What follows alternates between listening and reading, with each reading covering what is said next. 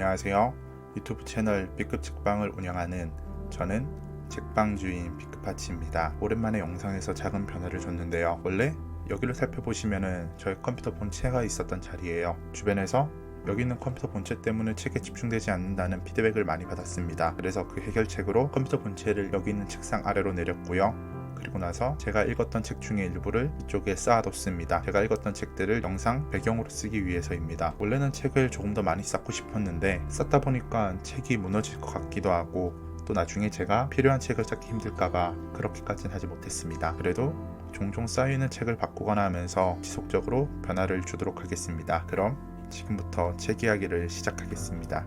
제가 오늘 소개할 책은 과학 같은 소리 아니입니다.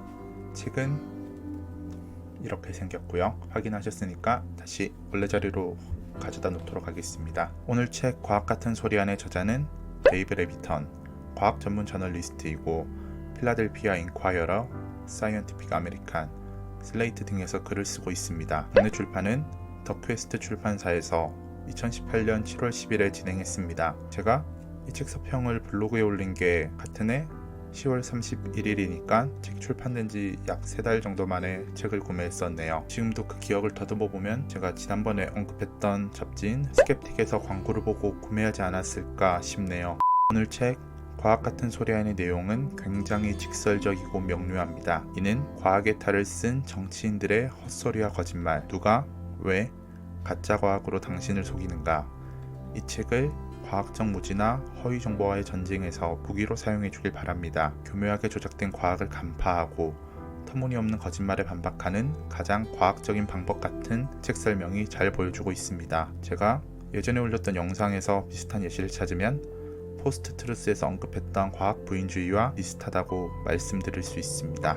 내가 과학자는 아니지만 들어가는 글에 나오는 내용입니다. 1980년 10월 당시 미국 대선에 출마했던 로널드 레이건은 한 행사에서 환경 문제를 언급했습니다. 그 내용은 다음과 같습니다. 비행기로 세인트 헬렌스 산을 넘어 서부 해안으로 날아간 적이 2번 있다. 나는 과학자도 아니고 숫자에도 약하지만 그 작은 산 하나가 대기로 뿜어낸 이산화황이 지난 10년 동안 사람들이 자동차 운전 같은 염려스러운 활동으로 배출한 양보다 더 많지 않을까 하는 의문이다 였습니다. 레이건이 한 이 말의 목적은 무엇일까요? 레이건은 진심으로 세인트 헬렌스 산에서 배출된 이산화황이 많은 걸 걱정하고 있는 걸까요? 개인적으로 아니라고 생각합니다. 레이건이 했던 말에 달린 조건을 보면 됩니다. 자동차 운전 같은 염려스러운 활동으로 배출한 양보다 많지 않을까 하는 의문이라고 레이건은 말했습니다. 그는 환경오염에 사람보다 자연에 더 큰 책임이 있다, 내지는 인간의 여러 활동이 생각보다 환경에 큰 영향을 미치지 않는다는 뉘앙스를 보이고 있습니다. 이는 그가 정치인,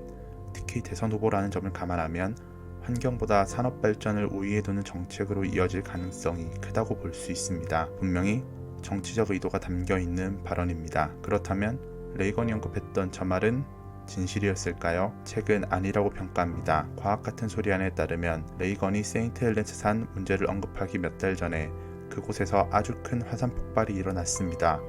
그 폭발로 인해 세인트 헬렌스 산에서는 150만 톤이라는 이산화황이 뿜어져 나왔습니다. 수치상으로 적은 양도 아니고 지난 10년간 자동차 운전이 발생시킨 이산화황보다도 많아 보이는 수치입니다. 하지만 이 말은 진짜 문제를 축소시키고 자기 의도를 관철시키려고 하기 때문에 문제가 있다고 말할 수 있습니다. 책에 따르면 동력발전소가 태우는 화석연료가 하루 중 배출되는 이산화황의 73%를 차지합니다. 이어서 여러 공장이 20%를 담당하고 있죠. 남은 양은 7%에 불과합니다. 레이건은 단 7%만 가지고 문제 전체를 설명하려고 시도했습니다. 책은 그렇기 때문에 레이건이 틀렸다, 레이건이 했던 말은 진실이 아니다 라고 평가합니다. 하지만 사람들은 그 발언이 문제라고 생각하지 않습니다. 왜냐하면 레이건은 자기는 과학자가 아니라고 조건을 달았기 때문이죠. 하지만 이는 그렇게 봐서 안됩니다. 나는 과학자도 아니고 숫자에도 약하지만 이라는 전제는 굉장히 비겁한 행동이라고 말할 수 있습니다. 이 행동은 과학 문제를 정치적 논쟁거리로 만드는 동시에 자신은 빠져나갈 탈출구를 만드는 것입니다. 즉 자기가 원하는 것을 얻으려는 동시에 책임을 회피하려는 행동이라고 평가할 수 있습니다. 물론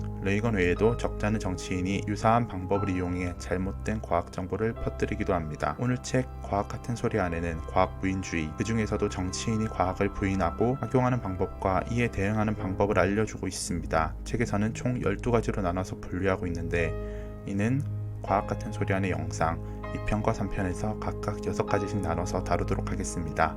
다만 상황에 따라서 한 편이 될 수도 있다는 점을 여기서 미리 말씀드립니다. 오늘은 책과 같은 소리 안에 프롤로그 느낌으로 영상을 구성했습니다. 간단하게 요약하면 과학을 부인하는 12가지 방법에는 내가 과학자는 아니지만이라는 속임수가 전제로 깔려 있다는 점입니다. 그럼 오늘 영상은 여기서 마치도록 하겠습니다. 오늘도 저의 책방에 방문해 주셔서 감사합니다. 유용한 시간이었다면 좋아요와 예쁜 댓글, 구독까지 부탁드리겠습니다. 그럼 안녕히 가세요.